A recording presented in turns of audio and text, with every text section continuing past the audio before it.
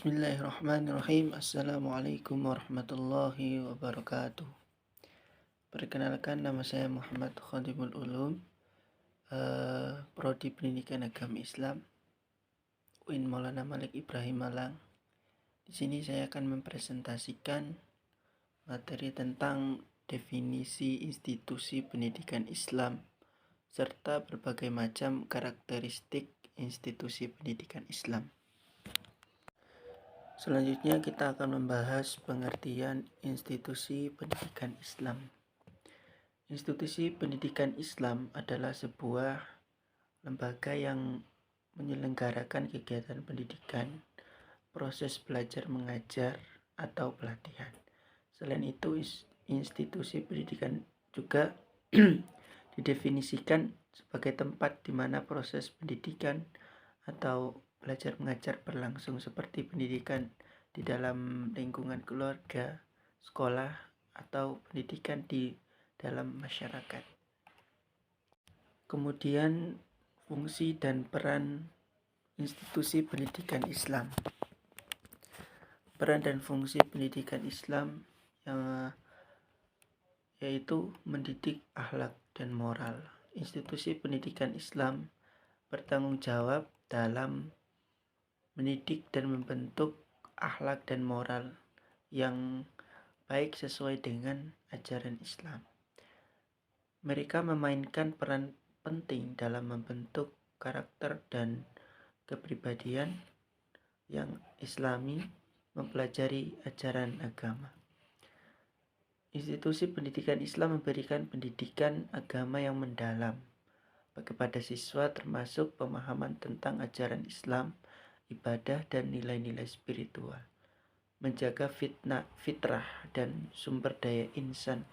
Fungsi institusi pendidikan Islam juga meliputi menjaga fitrah dan mengembangkan potensi serta sumber daya manusia agar mencapai kesempurnaan sesuai dengan norma Islam. Mengarahkan menuju kepribadian Muslim.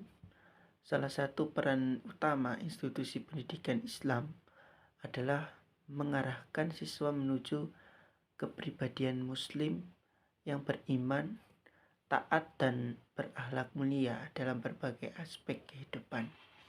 Kemudian meningkatkan keimanan dan ketakwaan.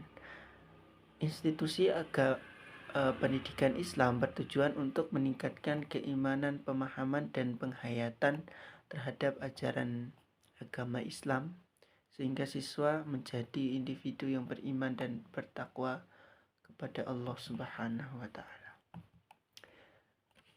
Ini adalah karakteristik institusi pendidikan Islam. Yang pertama, penguasaan ilmu pengetahuan. Ajaran normatif Islam mewajibkan menguasai ilmu pengetahuan. Rasul-rasul yang diutus Allah terlebih dahulu dibekali dengan ilmu pengetahuan, dan para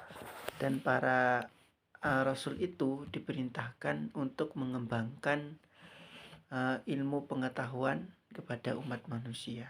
Kemudian yang kedua, mengembangkan ilmu pengetahuan.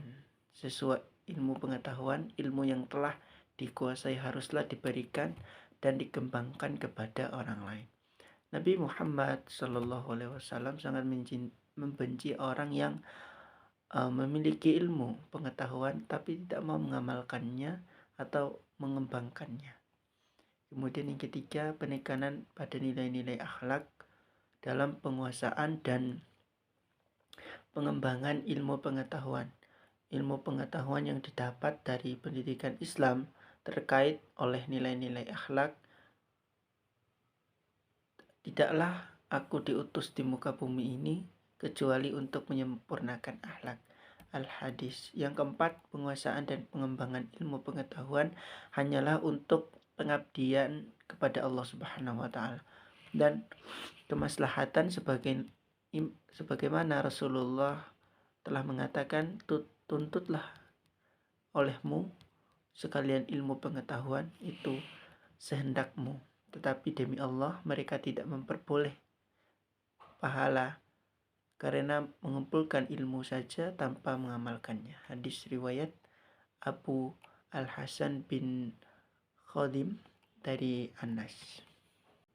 Kemudian yang terakhir adalah kesimpulan dari materi yang telah saya paparkan tadi, yaitu dari kesimpulan tadi dapat disimpulkan bahwa pendidikan Islam itu memiliki tujuan yang sama dengan pendidikan umum, yaitu mencerdaskan generasi muda. Perbedaan yang mencolok dari pendidikan Islam dengan pendidikan umum, yaitu dalam berbagai karakteristik yang berbeda, yang mana pendidikan Islam tidak hanya menuntut cerdas secara emosional, tapi juga cerdas dalam jiwa spiritual. Sekian dan terima kasih presentasi dari saya. Lebih dan kurangnya saya mohon maaf. Billahi taufiq wal hidayah. Wassalamualaikum warahmatullahi wabarakatuh.